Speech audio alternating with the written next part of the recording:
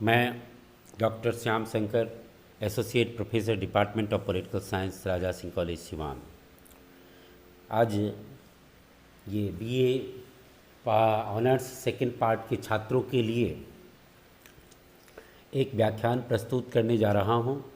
इसका टॉपिक है American senate, यानी अमेरिका में भी अन्य कई देशों की भांति द्विसदनीय व्यवस्थापिका है। उनमें सीनेट एक सदन है और दूसरा है house of representative. Senate second chamber है, जबकि first chamber house of representative है। सेकेंड चैम्बर की स्थिति दुनिया में ज़्यादातर देशों में बहुत कमज़ोर चैम्बर की है, जबकि अमेरिकन सेकेंड चैम्बर यानी सीनेट ये काफ़ी शक्तिशाली सेकेंड चैम्बर के रूप में विख्यात है। अमेरिकी संवैधानिक प्रणाली में विशेष स्थिति प्राप्त कांग्रेस का उच्च सदन होने के कारण सीनेट सर्वाधिक महत्वपूर्ण निकाय हो गया है। वह एक असाधारण विधायी सत्ता है। प्रतिनिधि सभा की विधायी लापरवाही और राष्ट्रपति की निरंकुशता पर अंकुश लगाने के उद्देश्य से प्रेरित होकर के अमेरिकी संविधान के निर्माताओं ने सीनेट का निर्माण किया था। जैसा कि मोनरो ने भी कहा है कि संविधान निर्माता अमेरिकी संघीय व्यवस्था में सीनेट को रीढ़ की हड्डी की तरह देखते थे। Features of the US constitution looked up the senate as the backbone of the whole system. Senate की स्थापना का एक आधार यह भी था कि इसके माध्यम से राज्यों की स्वतंत्रता और उसके सार्वभौमिकता की रक्षा की जा सके, क्योंकि अमेरिकी राज्य अपनी पृथक पहचान को त्याग कर संघ राज्य में शामिल हुए थे। सीनेट का गठन ब्रिटिश प्रिवी काउंसिल की तर्ज पर किया गया है, लेकिन संवैधानिक विकास के विभिन्न चरणों में प्रशासन और विधायन के मामलों में उसे संतुलन और संरक्षण से संबंधित जिम्मेदारियां प्राप्त हुई। संप्रति बियर्ड के शब्दों में हम ये कह सकते हैं कि सीनेट अपनी शिल्प चातुरी, लंबे अनुभव और कानूनी योग्यता के कारण राजनीतिक दाव पेच में प्रतिनिधि सभा पर छाई रहती है। अमेरिकी सीनेट राज्यों का प्रतिनिधि सदन है और इसका स्वरूप अस्थायी है। इसमें प्रत्येक राज्य को सीनेट में 2 सदस्य भेजने का अधिकार प्राप्त है।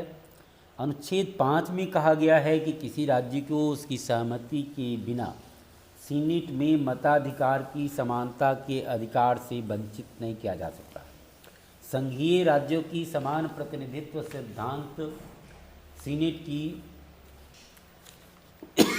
सिद्धांत के अनुरूप सीनेट की सदस्य संख्या 100 हो गई है, यानी वहाँ 50 राज्य हैं और सभी राज्यों के 2 सदस्य हैं और कुल सदस्यों की संख्या 100 है।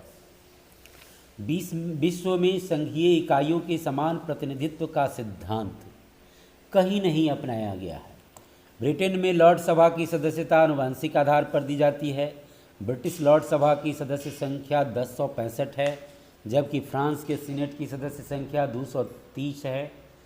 1923 के 17वें संशोधन के द्वारा अमेरिकी सीनेट के सदस्यों का निर्वाचन राज्य की जनता द्वारा प्रत्यक्ष रूप से किया जाता है।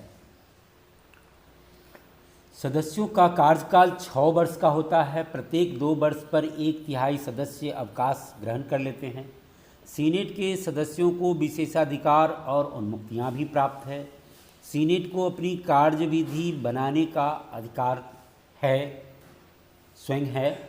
इसका अधिवेशन सामान्यतः खुला होता है, लेकिन कार्यकारी अधिवेशन बंद कमरे में भी आयोजित करने का प्रावधान है। सीनेट का अधिवेशन 1933 के 20वें संशोधन के अनुसार प्रतिनिधि सभा के साथ ही प्रतिवर्ष 3 जनवरी के दोपहर से प्रारंभ होता है और उसका अधिवेशन प्रायः जुलाई में समाप्त होता है।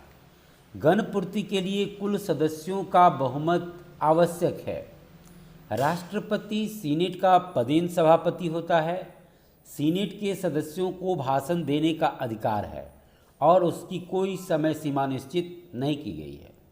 इस साधन को फिलीबस्टरिंग कहा जाता है। यह एक अनोखी प्रथा है, परंतु 1953 में इस प्रथा के दुरुपयोग को देखते हुए कई सीमाएं लगाई गई। यानी बहुत सदस्य बहुत देर तक बोलते रह जाते थे, तो इस पर सीमाएं लगाई गई। सीनेट के सदस्यों पर अपनी पार्टी का कठोर अनुशासन नहीं रहता है। मतदान में भी वे स्वतंत्र होते हैं। जैसा कि प्रतिनिधि सभा है, तो प्रतिनिधि सभा पर पार्टी के हिसाब से वोट डालना है, लेकिन सीनेट के लिए ऐसा नहीं है। अवरोध और संतुलन के सिद्धांत के अंतर्गत कार्यपालिका क्षेत्र में अमेरिकी सीनेट को राष्ट्रपति पर नियंत्रण स्थापित करने के लिए महत्वपूर्ण शक्तियां प्रदान की गई है। राष्ट्रपति द्वारा की गई राजनीतिक नियुक्तियों पर सीनेट का अनुसमर्थन जरूरी है। यानी राष्ट्रपति द्वारा की गई कोई भी नियुक्ति को सीनेट का अप्रूवल मस्ट है। लिंडसे रोजर्स इसे उदार निषेधाधिकार, लिबरल वीटो, और फाइनर ने इसे लेन देन में बाधक, a power in the give and take, कहा है। वास्तव में इन शक्तियों का स्वरूप नकारात्मक है। इसके दुष्परिणाम स्वरूप सीनेट सदस्य राजनीतिक लाभ उठाकर अयोग्य व्यक्तियों की नियुक्ति को प्रोत्साहित करते रहते हैं। सीनेटेरियल कर्टसी, सीनेट के प्रति शिष्टाचार का जो प्रथा है, यानी सीनेटेरियल कर्टसी की प्रथा के विकास के कारण सीनेट का अनुसमर्थन संबंधी अधिकार मात्र औपचारिक हो गया है। सामान्यतः नियुक्तियां करते समय राष्ट्रपति संबंधित राज्य के सीनेट सदस्य से परामर्श करता है। साधारण पदों पर नियुक्तियों के मामले में व्यक्तिगत सीनेट सदस्य का निर्माण अंतिम होता है। राष्ट्रपति अगर सीनेटेरियल कर्टसी की प्रथा की अवहेलना करते हैं तो सीनेट उनके द्वारा की गई नियुक्तियों पर अपनी सहमति नहीं देती है। 1952 में इलिनॉयस राज्य के सीनेट सदस्य पॉल डगलस ने राष्ट्रपति ट्रूमैन द्वारा अपने राज्य में संघीय न्यायाधीश के पद पर जोसेफ ड्रूकर और सीजे हंटिंगटन की नियुक्ति को इस आधार पर विरोध किया था कि इस बारे में सीनेटेरियल कर्टसी की प्रथा का निर्वाह नहीं किया गया। फलस्वरूप उन नियुक्तियों को सीनेट का अनुसमर्थन प्राप्त नहीं हो सका। वैदेशिक मामलों में राष्ट्रपति द्वारा लिए गए निर्णयों पर सीनेट का अनुसमर्थन जरूरी होता है। सीनेट की सहमति का अर्थ 2/3 बहुमत का समर्थन है। ऐसे अनेक मौके आए हैं जब सीनेट ने अमेरिका द्वारा की गई संधियों और समझौतों को अस्वीकृत कर दिया है। 1920 में वर्साय की संधि को सीनेट ने नहीं माना था, अस्वीकृत कर दिया था। भारत के प्रति हाल ही में सीनेटेरियल प्रेसलर के दबाव में यूएसए को अपनी विदेश नीति बदलनी पड़ी थी। अतः विदेशों से संधि या समझौता करते समय राष्ट्रपति को सीनेट की मनोदशा का ख्याल रखना पड़ता है। लास्की ने ठीक ही कहा है कि अंतर्राष्ट्रीय मामलों में प्रभावशाली स्थिति प्राप्त होने के कारण संसार में कोई दूसरी विधायिका सीनेट का मुकाबला नहीं कर सकती है। विधायी क्षेत्र में सीनेट एक अधिकारपूर्ण समन्वयकारी निकाय है, क्योंकि ब्रिटेन में लॉर्ड सभा और फ्रांस में सीनेट निम्न सदन का निकाय है। लॉर्ड सभा को साधारण विधेयक को 1 वर्ष तक रोकने का अधिकार है, जबकि सीनेट को साधारण विधेयक के मामलों में भी प्रतिनिधि सभा के समान दर्जा दिया गया है। मतभेद की स्थिति में संयुक्त समिति का विधान है, जिसमें सीनेट की स्थिति लाभदायक होती है। वित्तीय मामलों में लॉर्ड सभा और फ्रांस के सीनेट की तुलना में अमेरिकी सीनेट की स्थिति सर्वाधिक महत्वपूर्ण है। इस बजट को संशोधित, परिवर्तित या अस्वीकृत करने का अधिकार है। इसे सीनेट को अमेरिका के राष्ट्रीय बजट को संशोधित, परिवर्तित या अस्वीकृत करने का अधिकार है।